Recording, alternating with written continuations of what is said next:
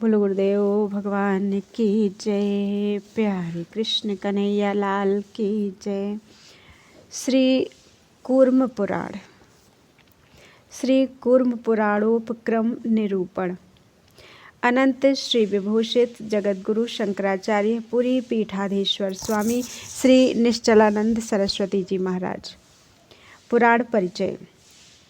इतिहास पुराणाख्यम उपांगम च प्रकीर्तितम। इस सीतोपनिषद के अनुसार इतिहास और पुराण वेदों के उपांग हैं। इतिहास और पुराणों की सहायता से ही वेदों के अर्थ का विस्तार और समर्थन करना चाहिए। जो इतिहास और पुराणों से अनभिज्ञ है उससे वेद डरते हैं कि यह मुझ पर प्रहार कर देगा। इतिहास पुराणाभ्याम वेदम समुपब्रहायते। इतिहास पुराणाभ्यां वेदं समुपब्रह्मयेत। बिभेत्यल्पश्रुताद् वेदो मामयं प्रहरिष्यति। श्री रोमहर्षण सूत और सौनक महर्षि के संवाद के माध्यम से कूर्म पुराण की अभिव्यक्ति हुई है।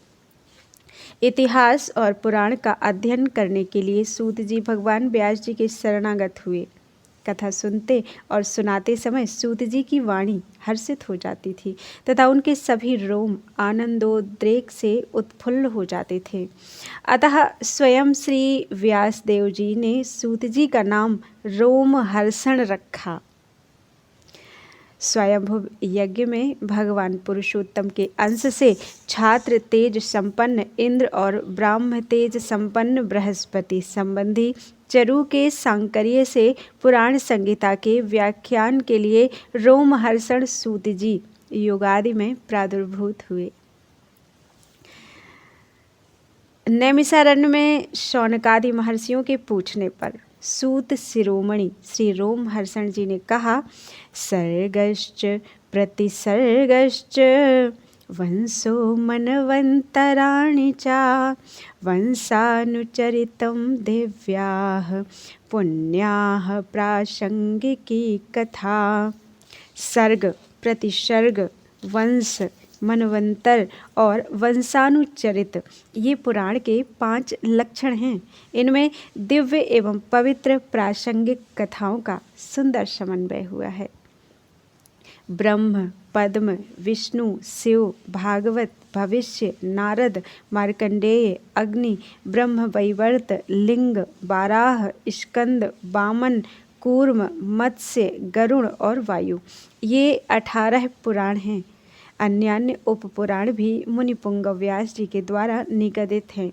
यह 15वां कूर्म पुराण ब्राह्मी, भागवती, सौरी और वैष्णवी इन 4 संहिताओं में उपनिबद्ध है।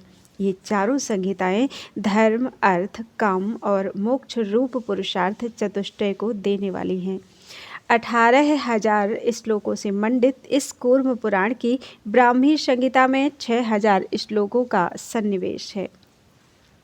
पुराणोपक्रम पूर्व समय में अमृत प्राप्ति के लिए दैत्य और दानवों के सहित देवताओं ने मंदराचल को मथानी बनाकर क्षीर सागर का मंथन किया। देवताओं के हित की कामना से कूर्म रूपी जनार्दन ने मथानी रूप मंदराचल पर्वत को धारण किया। स्वयं अव्ययात्मा पुरुषोत्तम विष्णु के कूर्मावतार का दर्शन कर इंद्रादि देवों के सहित देवर्षि नारदादि परम प्रमुदित हुए। उनके देखते देखते सर्वशक्ति समुद्भूता पराशक्ति स्वरूपा महामाया श्री लक्ष्मी जी का आविर्भाव हुआ। जन्मांतर में इंद्रद्युम्न नामक प्रसिद्ध राजर्षि भगवान के अनुग्रह से द्विजेश्वर हुए। द्विजेश्वर इंद्रद्युम्न के पूछने पर विष्णु चिन्हांकिता महामाया ने कहा, न मां पश्यन्ति मुनयो देवाः शक्रपुरोगमाः नारायणात्मिका चैका मायाहं तन्मया परा। न मे नारायणाद् भेदो वेद्यते हि विचारतः तन्मयाहं परं ब्रह्म। सविष्णुः परमेश्वरः ये अर्चयन्ति भूतानाम् आश्रयं परमेश्वरं ज्ञानेन कर्मयोगेन न तेषां प्रभवाम्यहं तस्मादनादिनिधनं कर्मयोगपरायणः ज्ञानेनाराधयानन्तं ततो मोक्षं वाप्स्यसि। इंद्रादि देव और मुनिगण भी मुझ एक नारायण स्वरूप देवी को नहीं जानते। मैं नारायणमयी महामाया हूँ। वस्तुतः मेरा नारायण से भेद नहीं है। मैं तन्मयी हूँ। वे विष्णु परमेश्वर हैं जो भूतों के परम आश्रय उन परमेश्वर की कर्म योग और ज्ञान योग से अर्चा करते हैं। मैं उनके प्रति प्रवृत्त नहीं होती। वे ही मुझ दुरत्यय माया को तर जाते हैं। इसलिए तुम उन्हीं परात्पर प्रभु की कर्म और ज्ञान योग से आराधना करो, तुम मोक्ष को प्राप्त करोगे। देवी के कहने पर इंद्रद्युम्न ने भगवान विष्णु की आराधना की। उन पर प्रसन्न होकर पीताम्बरधर गरुड़ध्वज परात्पर पुरुषोत्तम प्रकट हो गए। ब्राह्मण देव ने उनकी स्तुति की।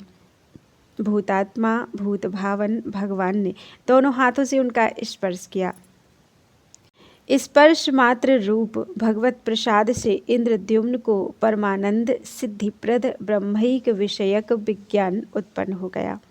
पुनः ब्राह्मण के पूछने पर संपूर्ण जगत के हित के लिए श्रीहरि ने कहा, वर्णाश्रमाचारवतां पुंसां देवो महेश्वरः ज्ञानेन भक्तियोगेन पूजनीयो च न चान्यथा विज्ञाय तत्परं तत्त्वं विभूतिं कार्यकारणं प्रवृत्तिं चापि मे ज्ञात्वा मोक्षार्थीश्वरम् अर्चयेत् सर्वसंगान् परित्यज्य ज्ञात्वा मायामयं जगत् अद्वैतं भावयात्मानं द्रक्ष्यसे परमेश्वरम्। वर्णाश्रमाचार युक्त पुरुष के लिए देव महेश्वर ज्ञान और भक्ति योग से पूजनीय हैं, किसी और प्रकार से नहीं। उस परम तत्व को तथा कार्य कारण रूप विभूति को जानकर और मेरी प्रवृत्ति को भी जानकर मोक्षार्थी ईश्वर की अर्चना करे। जगत को मायामय जानकर आसक्ति का परित्याग कर आत्मा की अद्वितीयता की भावना करे। भाव की परिपक्वता के फलस्वरूप परमेश्वर का साक्षात्कार करोगे। पुनः कूर्म रूप श्री हरि ने कहा, अद्वितीय अव्ययात्मा परात्पर परब्रह्म तत्व है। वह सच्चिदानंद स्वरूप है। उसका नित्यैश्वर्य ही विभूति है। जगत कार्य है, अव्यक्त कारण है। सर्वभूतों का अंतर्यामी परमेश्वर शुद्धाक्षर मैं ही हूँ। सृष्टि स्थिति संहार ही मेरी प्रवृत्ति है।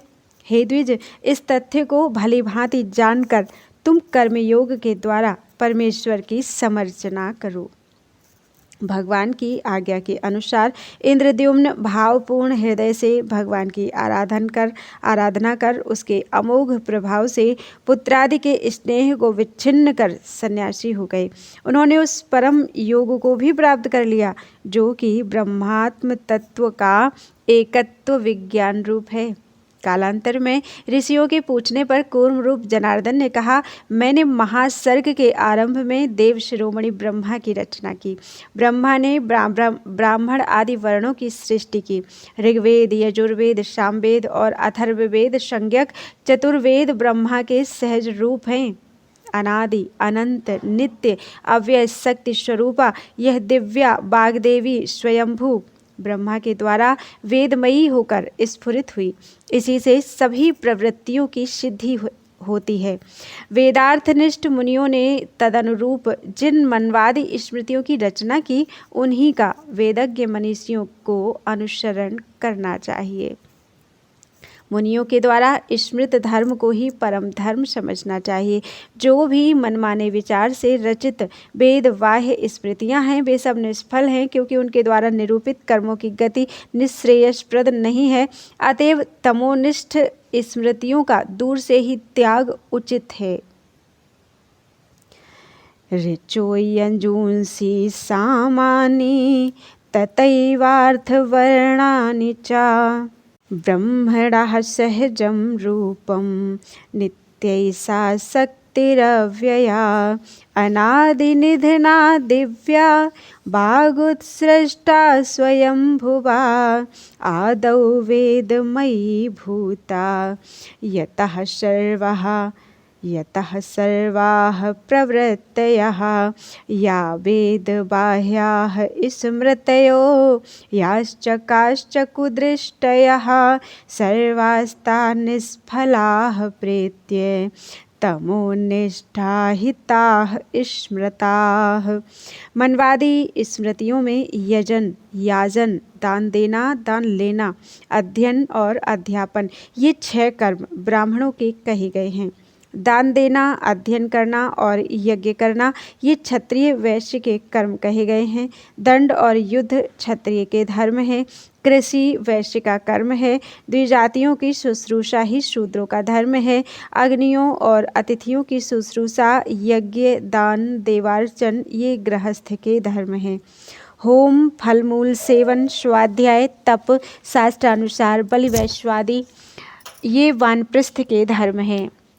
भिक्षासन, मौन, तप, ध्यान, ज्ञान और वैराग्य सन्यासी के धर्म हैं।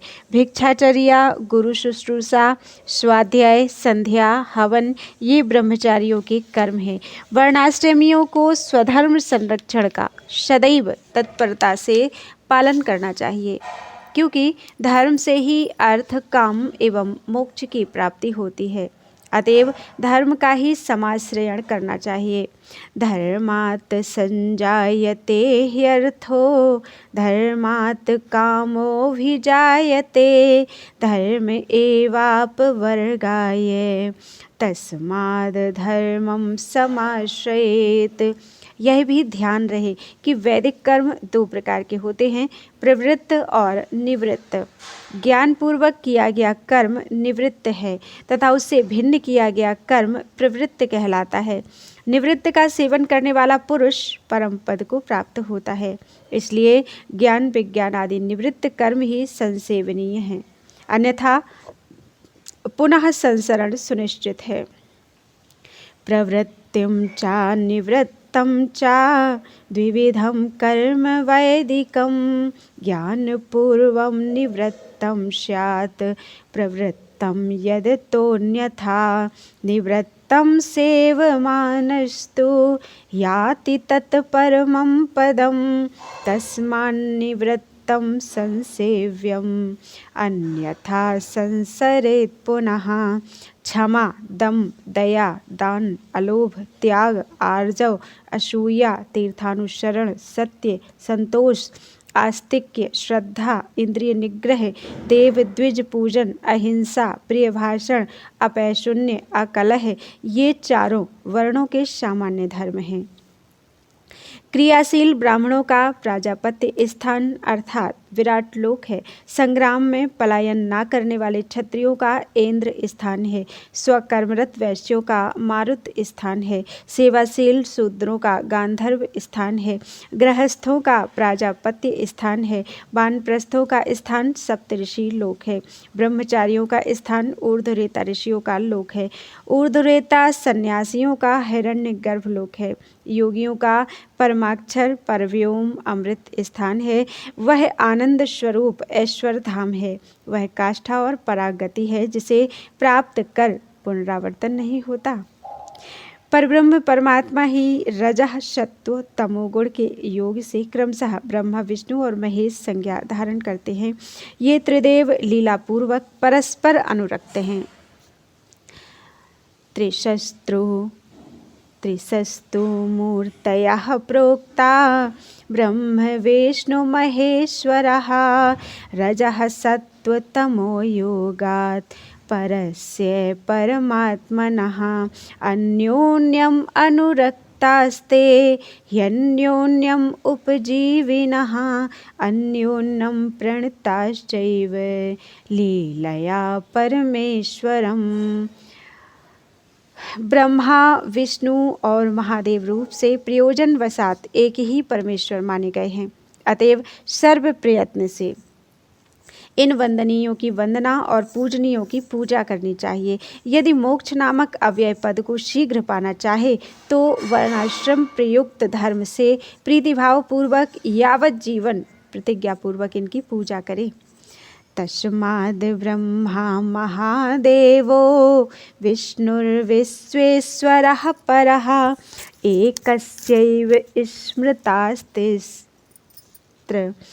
स्तनुः कार्यवशात् प्रभो। तस्मात् सर्वप्रयत्नेन वन्द्याः पूज्याः प्रयत्नतः यदिच्छेदचिरात् स्थानं यत्तन्मोक्षाख्यम् अव्ययं वर्णाश्रम प्रयुक्तेन धर्मेण प्रीतिसंयुतः पूजयेद् भावयुक्तेन यावज्जीवं प्रतिज्ञया। श्री ब्रह्मा विष्णु महेश रूप त्रिदेवों की प्रसन्नता के लिए उनके उपासकों को भाल पर तिलक भी धारण करना चाहिए। जो ब्रह्म तेजोमय शुक्ल सूर्य मंडल है उसी का सूचक ललाट में बिंदु रूप तिलक है। जगत बीज अनादि भूत आदि का आत्मा परमेष्ठी ब्रह्मा की प्रसन्नता के लिए उपासक भक्त उसे धारण करे, अर्थात भाल पर ब्रह्म मूर्ति को प्रतिष्ठित करे। वैष्णवों को गंध बारी के द्वारा ललाट में सदा शूल अर्थात ऊर्ध्वपुंड धारण करना चाहिए। शिव भक्तों को श्वेत भस्म से ललाट में ऊपर मध्य और अधोभाग से त्रिपुंड धारण करना चाहिए। ऊर्ध्वपुंड और त्रिपुंड दोनों ही ऊर्ध्व और तिर्यक भाव से स्थित ब्रह्मा विष्णु शिवात्मक त्रिगुणात्मक त्रिशूल हैं। श्रेयो जिज्ञासु यावत जीवन समाहित चित्त से इन त्रिदेवों की यज्ञ दान तप और जप के द्वारा आराधना करे। ऋषियों के पूछने पर पुनः श्री कूर्म रूप श्रीहरि ने कहा, ब्रह्मचारी, गृहस्थ, वानप्रस्थ और यति अर्थात सन्यासी ये 4 आश्रम हैं। ब्राह्मण चाहे तो ब्रह्मचर्य, गृहस्थ अथवा वानप्रस्थ आश्रमी इनमें से किसी भी आश्रम में क्यों ना हो, अथवा अंध, पंगु, दरिद्र ही क्यों ना हो, विरक्त होने पर संन्यास ले ले। सबके लिए संन्यास में वैराग्य का विधान है। जो बिना वैराग्य के ही संन्यास की इच्छा करता है वह पतित होता है। सर्वेषामेव वैराग्यं संन्यासाय विधीयते पतत्येवा विरक्तो यः संन्यासं कर्तुमिच्छति। नित्य ही न्यायोपार्जित धन वाला, शांत, ब्रह्म विद्या परायण, स्वधर्म पालक व्यक्ति ब्रह्म साक्षात्कार करने में समर्थ होता है। कर्माशक्ति तथा फलाशक्ति का त्याग कर ब्रह्मार्पण बुद्धि से प्रसन्नतापूर्वक कर्मों को करता हुआ मुमुक्षु परम पद को प्राप्त करता है। देय अर्थात देने योग्य द्रव्य ब्रह्म के द्वारा दिया जाता है, ब्रह्म में समर्पित किया जाता है, ब्रह्म ही दिया जाता है। यही परम ब्रह्मार्पण है। मैं करता नहीं हूँ, यह सब ब्रह्म के द्वारा ही किया जाता है। इसी को तत्वदर्शी ऋषियों ने ब्रह्मार्पण कहा है। शाश्वत प्रभु इस कार्य से प्रमुदित हों। इस बुद्धि से जो सतत कर्म करता है यह परम ब्रह्मार्पण है, अथवा कर्मों के फल का संन्यास परमेश्वर के प्रति करना ही उत्तम ब्रह्मार्पण है। यदि नियत कार्य को, निश्चित करणीय को नियम पूर्वक संग रहित होकर विवेक पूर्वक संपादित किया जाए तो वह भी मोक्षप्रद होता है। अतएव भले ही कोई अविद्वान ही क्यों न हो, परंतु वह यदि सभी प्रकार के प्रयत्नों से कर्माश्रित फल का त्याग कर कर्मों को करता रहे तो कालक्रम से अवश्य ही परम पद को प्राप्त कर लेता है। निष्काम कर्म से ऐहिक और पौर्विक अर्थात इस जन्म में और पूर्व जन्म में किया गया पाप क्षीण हो जाता है, मन प्रसन्न होता है और व्यक्ति ब्रह्मविद होता है। ज्ञान सहित कर्म से सम्यक योग तथा दोष वर्जित ज्ञान उत्पन्न होता है। अतएव जिस किसी आश्रम में प्रतिष्ठित व्यक्ति ईश्वर तुष्ट्यर्थ प्रयत्न पूर्वक शास्त्र विहित कर्मों को अवश्य करे, भगवदर्थ स्वाश्रमोचित कर्मों के फलस्वरूप नैष्कर्म सिद्धि सुलभ होती है। महेश्वर के प्रसाद से नैष्कर्म रूप परम ज्ञान संप्राप्त हो जाने पर एकाकी निर्मम शांत व्यक्ति जीवन काल में ही विमुक्त हो जाता है। वह ज्ञान के अमोघ प्रभाव से नित्यानंद स्वरूप पर ब्रह्म परमात्मा परमेश्वर को प्राप्त कर लेता है। तत्वज्ञान का स्वरूप इस प्रकार है। आत्मा अद्वितीय सच्चिदानंद है। वह जगत का अधिष्ठानात्मक उपादान है। उसकी शक्ति माया है। माया सहित मायिक प्रपंच उसमें भ्रांति मात्र है। माया शक्ति अपने कार्यों सहित उसे सत्य सिद्ध करने में समर्थ नहीं है। घटोत्पादिनी शक्ति घटों सहित मृत्तिका को सत्यापित करने में सर्वथा असमर्थ है। यह दृष्टांत है। जिस प्रकार विभु घटाकाश महाकाश है और घटगत महाकाश घटाकाश है, उसी प्रकार विभु प्रत्यगात्मा परमात्मा ब्रह्म है और साक्षात परोक्ष परमात्मा प्रत्यगात्मा है। आत्मा और ब्रह्म में लक्षण साम्य से ऐक्य है। बोलो वृंदावन बिहारी लाल की जय। त्वदीयं वस्तु गोविंदम तुभ्यमेव समर्पितम्।